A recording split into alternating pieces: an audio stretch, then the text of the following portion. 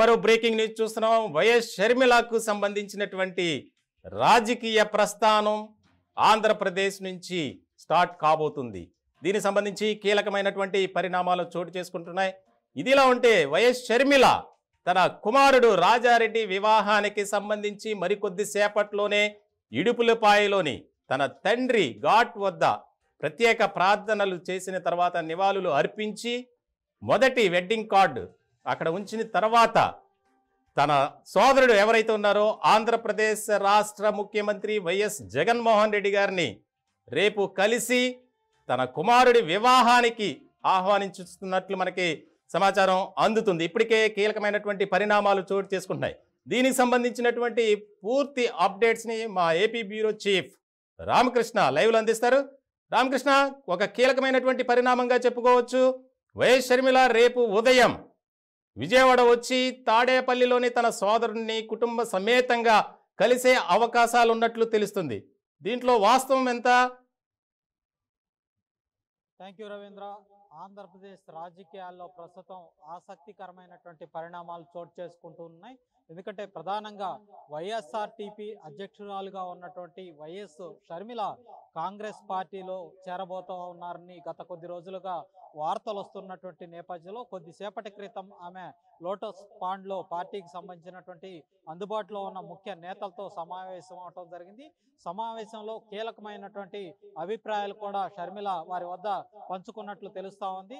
త్వరలో కాంగ్రెస్ పార్టీలో వైఎస్ఆర్టీపీని విలీనం చేయబోతున్నాను, తాను కూడా కాంగ్రెస్ పార్టీలో చేరబోతా ఉన్నాను, కాంగ్రెస్ పెద్దలు తనకు ఆంధ్రప్రదేశ్కు సంబంధించినటువంటి పిసిసి పగ్గాలు లేదంటే ఏఐసిసిలో కీలకమైనటువంటి స్థానాన్ని కల్పించబోతున్నట్లు కూడా వారి వద్ద తన అభిప్రాయాన్ని వ్యక్తం చేసినట్లు తెలుస్తూ ఉంది.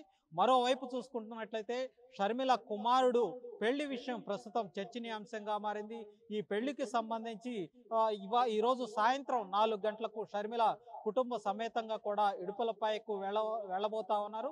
ఇడుపులపాయలో 4 గంటలకు తండ్రి వైఎస్ఆర్ సమాధి వద్ద ఈ తొలి కార్డును సమాధి వద్ద ఉంచి ఆయన ఆశీస్సులు తీసుకోబోతా ఉన్నారు. అనంతరం ఆమె రేపు విజయవాడకు చేరుకునే అవకాశాలు ఉన్నట్లు తెలుస్తూ ఉంది. విజయవాడలో 2వ కార్డును తన సోదరుడైనటువంటి ఆంధ్రప్రదేశ్ సీఎం జగన్మోహన్ రెడ్డికి ఇవ్వబోతున్నట్లు తెలుస్తూ ఉంది. ఈ నేపథ్యంలో చాలా ఆసక్తికరంగా అందరూ కూడా ఎదురు చూస్తూ ఉన్నారు. గత కొద్ది రోజులుగా కూడా అటు వైఎస్ కుటుంబానికి సంబంధించి జగన్మోహన్ రెడ్డికి షర్మిలకు మధ్య కొంత భేదాభిప్రాయాలు ఉన్నాయి. దీంతో ఆమె తెలంగాణ ప్రాంతానికి వెళ్ళి అక్కడ వైఎస్ఆర్టీపీ పార్టీని ఏర్పాటు చేసుకోవటం, గత ఎన్నికల్లో పోటీ చేయాలని అనుకున్నప్పటికీ కాంగ్రెస్ పెద్దలతో జరిపినటువంటి మంతనాల నేపథ్యంలో ఆ పార్టీకి సంబంధించి ఎన్నికల్లో పోటీ చేయకుండా ఎన్నికలకు దూరంగా ఉండటం, ఇవన్నీ కూడా చాలా స్పష్టంగా మనం గమనించాం. అయితే తాజాగా రాజారెడ్డి కుమారుడు పెళ్లితో 2 కుటుంబాలు ఒకటయ్యే అవకాశాలు చాలా స్పష్టంగా కనిపిస్తూ ఉన్నాయి. ఎందుకంటే తొలి కార్డు తన తండ్రి సమాధి వద్ద ఉంచిన అనంతరం ఆమె 2వ కార్డును తన కుటుంబంలో రక్తం పంచుకున్నటువంటి సోదరుడుకు ఇచ్చే అవకాశాలు కూడా ఉన్నట్లు తెలుస్తూ ఉంది. ఈ నేపథ్యంలోనే ఇడుపులపాయలో ఆ కార్యక్రమాన్ని ముగించుకున్న తర్వాత నేరుగా ఆమె విజయవాడ వచ్చే అవకాశాలు ఉన్నట్లు అక్కడ ఉన్నటువంటి నేతల ద్వారా చాలా స్పష్టంగా తెలుస్తూ ఉంది. విజయవాడ నుంచి నేరుగా జగన్మోహన్ రెడ్డి ఇంటికి వెళ్ళి అన్నా వదిళ్లకు 2వ కార్డునిచ్చే అవకాశాలు కూడా ఉన్నట్లు తెలుస్తూ ఉంది. అయితే ఈ నేపథ్యంలో కొంతమంది వైఎస్ఆర్టీపీ నేతలు కూడా ఆమెను కలవబోతున్నారన్నటువంటి సమాచారం ప్రస్తుతం సంచలనంగా మారింది.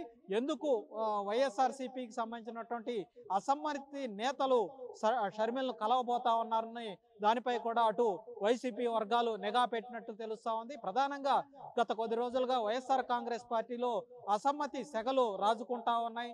కొంతమంది అసమ్మతి నేతలు వాళ్ళంతా కూడా పక్క పార్టీల వైపు వెళ్లే అవకాశాలు కనిపిస్తున్న నేపథ్యంలో అటు షర్మిల కాంగ్రెస్ పార్టీలో చేరబోతున్న నేపథ్యంలో వాళ్ళంతా కూడా షర్మిల వైపు చూస్తున్నట్టు తెలుస్తూ ఉంది. ఈ నేపథ్యంలోనే షర్మిల విజయవాడ వచ్చే క్రమంలో ఆమెను కలిసేందుకు కూడా కొంతమంది నేతలు సిద్ధమవుతా ఉన్నారు.